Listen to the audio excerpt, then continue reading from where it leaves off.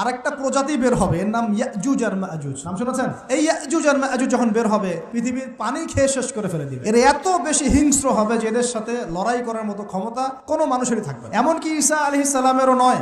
ঈসা আলাইহিস সালাম তুর পাহাড়ে চলে যাবেন মুসলিমদেরকে নিয়ে, পৃথিবীর মেসাকার অবস্থা হয়ে যাবে। তখন ঈসা আলাইহিস সালাম আল্লাহর কাছে দোয়া করবেন, আল্লাহ বিভৎস এই জাতিকে ধ্বংস করো। আল্লাহ রাব্বুল আলামিন তখন ওই ইয়াজুজ আর মাজুজের এই কাঁধে, ঠিক কাঁধের মাঝখানে একটা ভাইরাস জন্ম দিবেন। ওই ভাইরাসে, ওই পোকায়, ওই ব্যাকটেরিয়া বা যেটাই হোক আল্লাহ পাক যাই দিবেন, এতে করে ইয়াজুজ আর মাজুজের পুরো প্রজাতি ধপ ধপ ধপ ধপ করে মারা যাবে। মানে এটা ছোঁয়াচে রোগ হবে। নবীজি বলছেন জমিনে কোনো জায়গায় ফাঁকা থাকবে না, সমস্ত জায়গাতেই ওদের দেহ পড়বে। এরপর ঈসা আলাইহিস সালাম আল্লাহকে বলবেন, আল্লাহ জমিনটাকে পবিত্র করে দাও। আল্লাহ পাক কি করবেন জানেন? বড় বড় নখরওয়ালা একটা স্পেশাল প্রজাতির পাখি আল্লাহ পাঠান। পাখি, এটা কোন পাখি কি নাম আমরা জানি না, বিশাল বিশাল নখ। এই নখগুলো দিয়ে তারা দেহগুলোকে উঠাবে, উঠিয়ে নিয়ে কোথায় যে ফেলে দিবে আল্লাহ ভালো জানে। এরপরে আল্লাহ পাক কি করবেন জানেন? আল্লাহ পাক বৃষ্টি বর্ষণ করবে। এত বেশি বৃষ্টি হবে, এত বৃষ্টি হবে, জমিন ধুয়ে পরিষ্কার হয়ে যাবে। হাদিসে আসছে জমিন